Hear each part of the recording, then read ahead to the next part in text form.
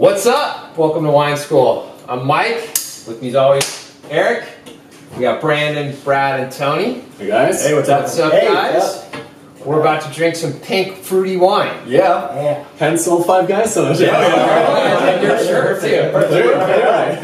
But before that, today's episode is brought to you by MakeMoreMarbles.com. So if you want to realize how to be a billionaire, check it out, MakeMoreMarbles.com. All right, so pink wine. I'm such a huge fan of the pink wines. And I think they've got an enormously bad rap, and I blame White Zinfandel for that. Indeed. Because it is garbage. It is crap wine. I blame White Zinfandel, and I blame Lancers.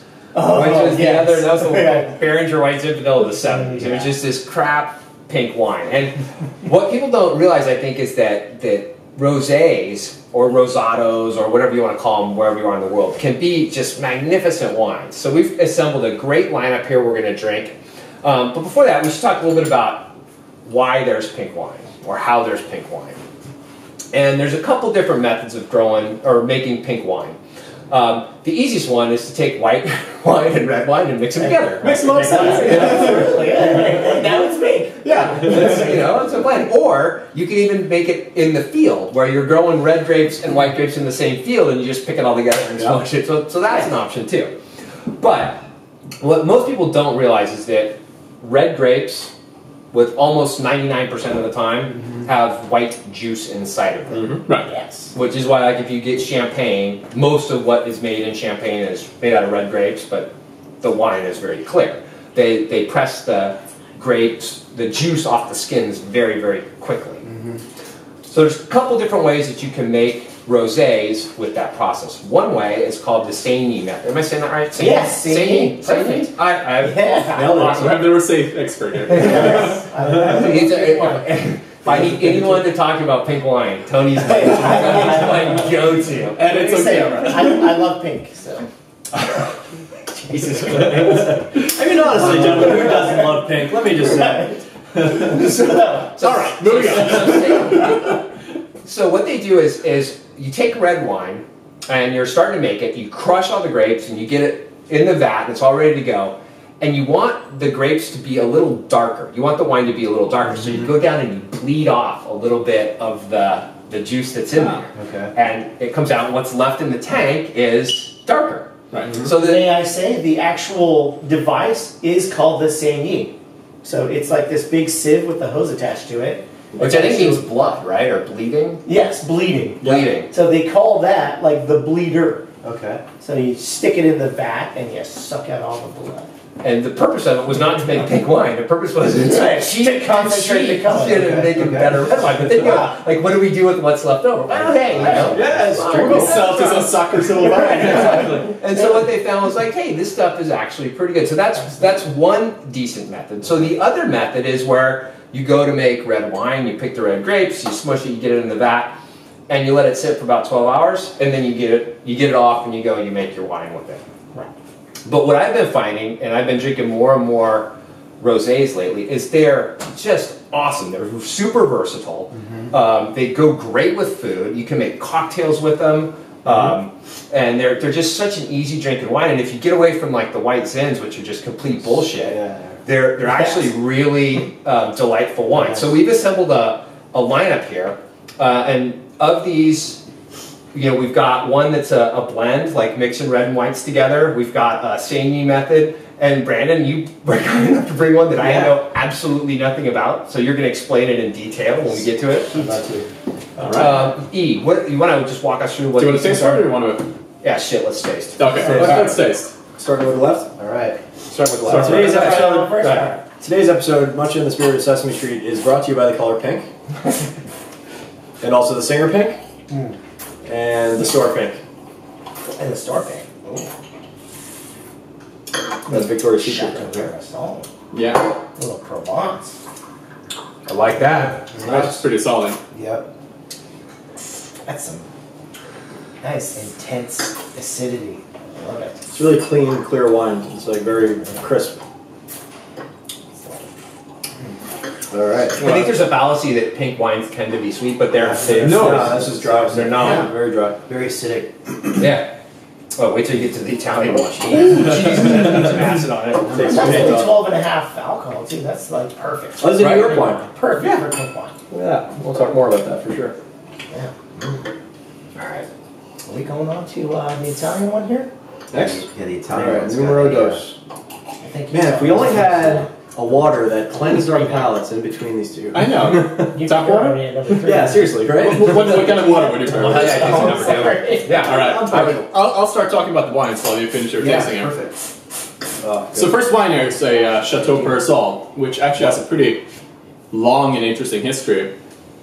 This winery was founded by the Knights Templar in 1256, and they've actually been growing grapes at this winery ever since, continuously. So wow. that's some cool 800, stuff. 800 years of Yeah. grape growth. Rock and roll. Goodness gracious. Totally. Oh wait, I said it was imported by New York. Okay, never mind. Yeah, it was.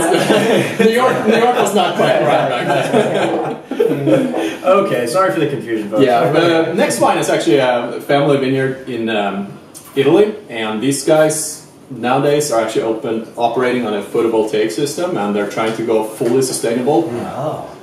No external power, and big on green. We should actually. What was the grape on this? Did we talk about that at all? We did not talk about that. So the grape on this is Grenache, but I think there's a few other things kind of. Yeah, tossed I don't in there remember as what else well. was It's in there. mainly Grenache? It's mainly Is Grenache. this Grenache or on the back something else? there? It doesn't. But Probably a little Carignan.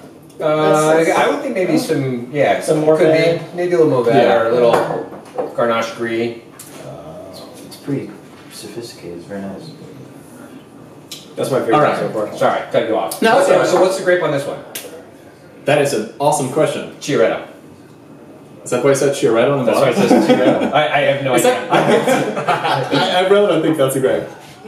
No, I think. Tony probably knows. No, Il Chiaretto is like the person who It's like the small Kia. does The this. small Kia? Yeah. Look, Oh, Chiaretto. Oh, okay. Number 3's kind of nice too. Yeah, Three's been nice too. Yeah. And 3 is an Ameztoi from the Basque region of Spain. Interesting. And I believe this is also a blend. Yeah, so that's actually a Txakolina. Brut Rosé. And so the Txakolina, this is actually a mix. It's a mix of Anderoresis red and Anderoresis white.